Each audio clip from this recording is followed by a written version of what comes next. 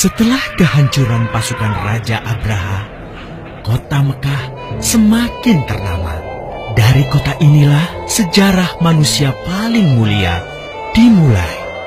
Ka'bah sebagai jantung kota Mekah semakin ramai dikunjungi para peziarah. Demikian pula para pedagang. Mereka datang dari berbagai penjuru jazirah. Namun sayang, Ka'bah mulai diselewengkan fungsinya. Akibatnya, kejahiliahan merajalela. Bahkan pada masa itu, memiliki bayi perempuan adalah hal yang sangat memalukan. Aib bagi keluarga. Sehingga sebagian dari mereka tega membunuh bayi perempuan mereka sendiri. Di tengah kondisi masyarakat jahiliyah itulah Nabi Muhammad dilahirkan. Bayi luar biasa itu lahir dari rahim seorang wanita mulia bernama Aminah. Pada saat itu ditandai peristiwa-peristiwa yang luar biasa. 10 balkon istana Kisra runtuh. Juga padamnya api-api yang biasa disembah oleh orang-orang Majusi.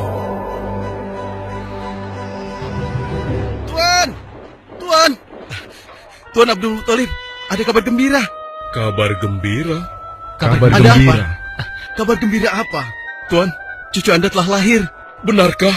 Laki-laki atau perempuan? Laki-laki, Tuan. Subhanallah, Alhamdulillah, Allahu Akbar. Kalau begitu aku ingin segera melihatnya.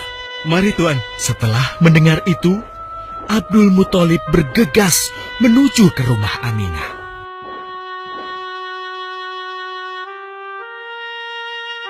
Ah, cucuku, kasihan engkau terlahir yatim.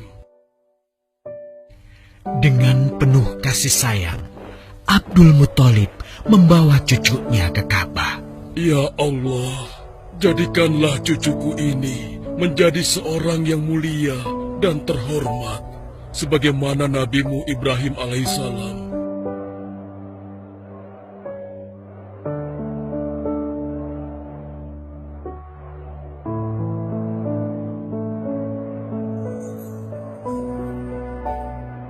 Siapa namanya, Ayah?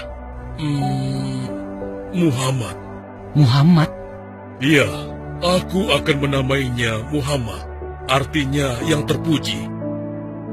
Kehadiran Muhammad kecil sungguh memberi kebahagiaan. Tidak hanya bagi keluarga Bani Hashim, bahkan seluruh kabilah suku Quraisy menyambutnya dengan sukacita. Kemudian Abdul Muthalib mencarikan ibu susu bagi Muhammad kecil. Kita sudah berhari-hari mencari anak susuan, yang dari situ kita akan mendapatkan imbalan yang cukup. Namun hingga saat ini, belum juga kita dapatkan. Ya, istriku, aku mengerti. Apa kita terima saja bayi yatim itu? Muhammad maksudmu? Iya, cucu dari Abdul Muthalib. Kasihan dia. Hampir semua teman-teman dari rombongan kita tidak ada yang mau menyusuinya. Karena tidak ada harapan untuk mendapatkan imbalannya dari ayah bayi itu. Betul juga engkau, istriku. Kasihan anak itu. Aku mendukungmu jika engkau susui dia. Mudah-mudahan Allah memberikan keberkahan bagi kita. Halimah segera mendatangi Abdul Muthalib. Dia bersedia untuk menjadi ibu susu dan pengasuh bagi Muhammad kecil. Betapa gembira Abdul Muthalib mendengarnya. Halimah dari Bani Sa'ad itu akhirnya dipercaya Abdul Muthalib untuk mengasuh cucunya 2 tahun lamanya. Ayo istriku, kita berangkat sekarang. Sebentar lagi suamiku. Insya Allah kita berangkat sampai anak ini kenyang. Kalau begitu, aku lanjutkan berkemas-kemas dahulu. Hah? Ada apa suamiku? Lihat, unta dan keledai kita. Mereka demikian sehat, tidak seperti sebelumnya. Subhanallah. Betul suamiku, tidak seperti kemarin. Demi Allah, kau tidak salah memilih istriku. Kau telah mengambil anak yang dipenuhi dengan barokah. Allah melimpahkan keberkahan atas Halimah dan suaminya. Mereka pulang ke kampung Bani Sa'ad dengan penuh rasa syukur. 2 tahun berlalu sudah. Tugas Halimatus Sya'diyah sesungguhnya telah usai. Saatnya Muhammad kecil harus dikembalikan kepada ibunya. Terima kasih Halimah. Engkau telah merawat anakku dengan baik selama 2 tahun. Tidak ada yang bisa kuberikan, kecuali aku berdoa. Semoga Allah memberkahi engkau dan keluargamu. Amin. Saya juga bersyukur diberikan kepercayaan dan kesempatan merawat anakmu, wahai Ibu Aminah.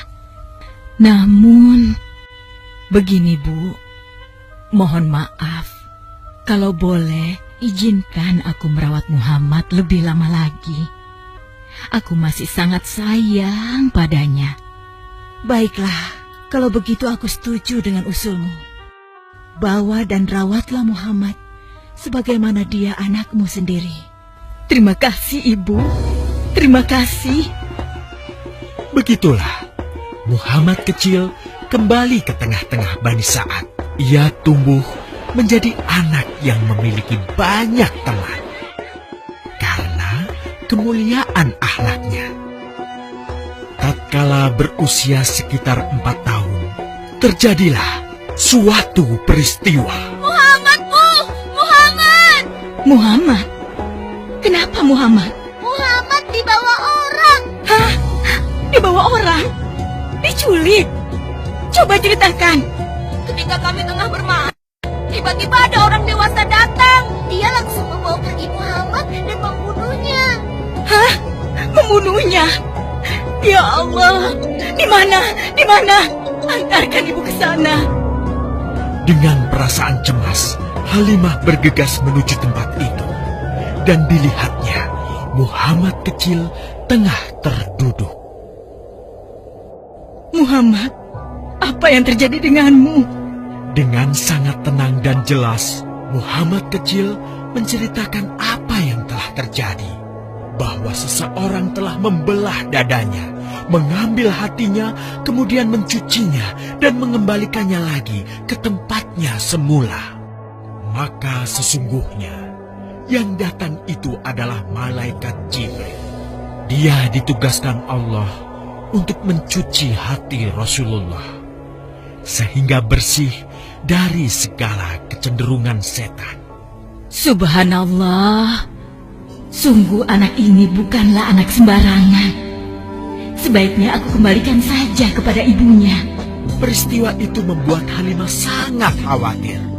Maka bergegaslah Halimah mengembalikan Muhammad kecil kepada ibunya. Menginjak usia yang ke-6 tahun, Muhammad kecil diajak ibunya untuk berziarah ke makam ayahnya, Abdullah di Yathrib. Dalam perjalanan pulang kembali ke kota Mekah, Aminah pun jatuh sakit. Dari hari ke hari, tubuhnya semakin melemah. Hingga di sebuah kota bernama Abwa, letaknya antara Mekah dan Yathrib, Aminah meninggal di sana. Dan Muhammad kecil pun menjadi seorang anak yatim piatu. Sejak itulah, Muhammad kecil dirawat dengan penuh cinta dan kasih sayang oleh kakeknya, Abdul Muthalib. Muhammad, sudah berhentilah memerah susunya. Insya Allah, sudah cukup untuk persediaan kita hari ini. Beristirahatlah sejenak. Makanlah agar kau tetap sehat.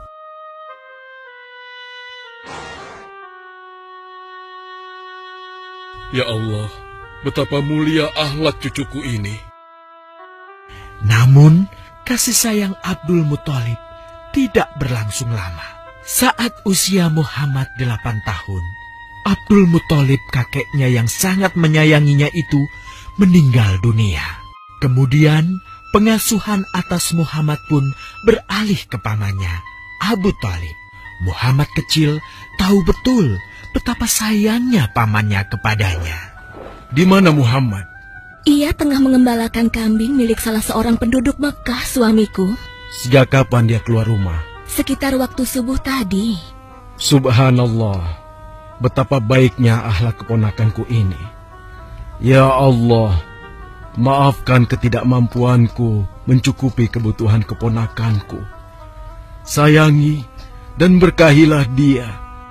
Jadikanlah dia orang yang mulia di antara manusia. Hingga saat usia Muhammad menginjak 12 tahun, pamannya Abu Thalib mengajaknya berdagang ke Syam. Sampailah mereka di satu daerah bernama Busra. Saat mereka beristirahat, datanglah seorang pendeta menghampiri. Wahai saudaraku, selamat datang di Busra. Tampaknya kalian bukan orang sini. Dari manakah kalian berasal? Terima kasih saudaraku. Kami datang dari Mekah. Lalu, siapakah gerangan anak ini? Ini adalah keponakanku. Muhammad namanya. Apakah engkau bertanggung jawab atasnya, Tuan? Ya, Kemana ayahnya? ayahnya sudah meninggal sejak ia masih dalam kandungan. Oh, apakah kini dia yatim piatu?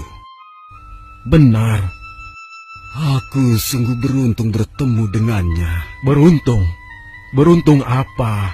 Sungguh, keponakanmu ini adalah orang yang sangat istimewa.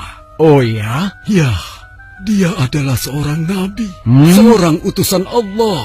Bagaimana kau tahu hal itu? Aku tahu karena aku seorang pendeta, dan berita kedatangan dia sebagai seorang utusan Allah sudah disampaikan di dalam Injil. Bahkan aku pun bisa mengetahuinya dari cincin kenabian yang berada di bagian bawah tulang rawan bahunya, yang menyerupai buah apel sebagai tanda kenabiannya. Begitulah pendeta bernama Bahira menyampaikan kepada Abu Thalib perihal kenabian Muhammad. Ia berpesan agar menjaga baik-baik keponakannya itu, karena Muhammad kelak di suatu saat nanti akan menghadapi banyak gangguan dan rintangan. Istriku, Muhammad sudah berusia 25 tahun. Aku pikir sudah saatnya dia untuk menikah. Betul, suamiku. Namun, dengan siapakah dia akan kita jodohkan? Kemarin Khadijah mengirimkan utusannya dan menyatakan keinginan Khadijah untuk menjadikan Muhammad sebagai suaminya. Hah? Khadijah? Khadijah yang mulia itu? Betul, istriku. Khadijah yang selama ini mempercayakan barang perniagaannya kepada Muhammad. Kenapa dia memilih Muhammad? Ya, Khadijah mengagumi kejujuran dan kebaikan akhlak Muhammad. Menurutmu sendiri bagaimana? Aku pikir Khadijah adalah wanita terbaik bagi Muhammad. Kita akan melamarnya. Tepat di usia 25 tahun, Nabi Muhammad menikahi Khadijah yang berusia 40 tahun. Dari pernikahan itu, mereka dikaruniai Allah 6 orang anak. 2 laki-laki adalah Al-Qasim dan Abdullah. Sedangkan putrinya adalah Zainab, Ruqayyah, Ummu Kulsum, dan Fatimah. Namun, kedua putranya itu telah meninggal semenjak mereka kecil. Suatu ketika, terjadilah banjir besar di kota Mekah.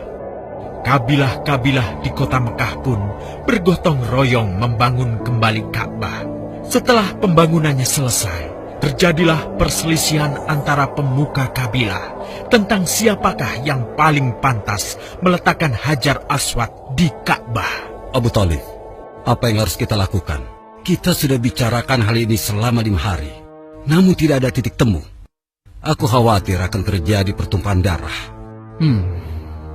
Sudah, begini saja. Kita sepakati bahwa masalah ini kita serahkan kepada takdir terbaik. Lihat pintu masuk Ka'bah itu. Siapapun yang pertama kali akan melewati pintu itu, dan siapapun dia, kita tidak boleh menolaknya. Setuju? Aku juga setuju. Baiklah, aku setuju. Aku juga setuju. Baiklah, kita perhatikan bersama. Tidak lama setelah kesepakatan itu, atas izin Allah, Nabi Muhammad menjadi orang pertama yang memasuki pintu menuju Ka'bah. Alhamdulillah, segala puji bagi Allah. Ternyata Muhammad, dan memang dia adalah orang yang tidak pernah kita temui ada celah. Betul? Betul. Iya, Betul. Nabi Muhammad pun menerima kepercayaan itu. Dengan kebijaksanaannya, Nabi Muhammad meminta sehelai kain, lalu meletakkan Hajar Aswad di atasnya. Nabi Muhammad mempersilahkan seluruh pemuka kabilah untuk memegang ujung-ujungnya dan mengangkatnya secara bersama-sama. Setelah sampai pada sudut Ka'bah, giliran Nabi Muhammad meletakkan Hajar Aswad di tempatnya semula. Terhindarlah perpecahan di kota Mekah. Meskipun demikian, kegelisahan masih terus menggelayuti hati Nabi Muhammad. Kejahiliahan ada di mana-mana. Kezaliman dan kemaksiatan terus berlangsung. Ia tak habis pikir. Nabi Muhammad mulai merenung dan menyendiri untuk menghindar dari perilaku jahiliyah. Nabi Muhammad memilih tempat di sebuah goa di atas bukit sekitar Mekah. Goa Hiro. Dari mulut goa itulah Nabi Muhammad bisa memandangi kota Mekah yang dicintainya dengan pandangan yang lebih luas.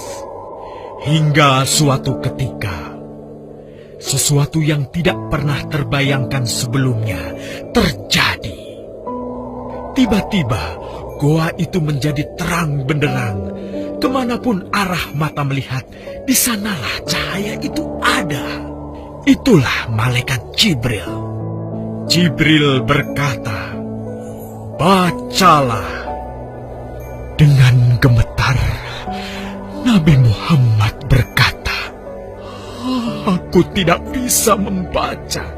Malaikat Jibril lantas merangkul Nabi Muhammad SAW dengan kuat hingga nafas beliau sesak.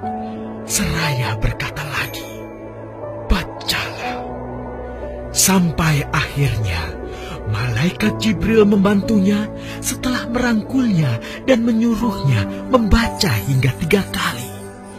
Kemudian malaikat Jibril membantunya membaca.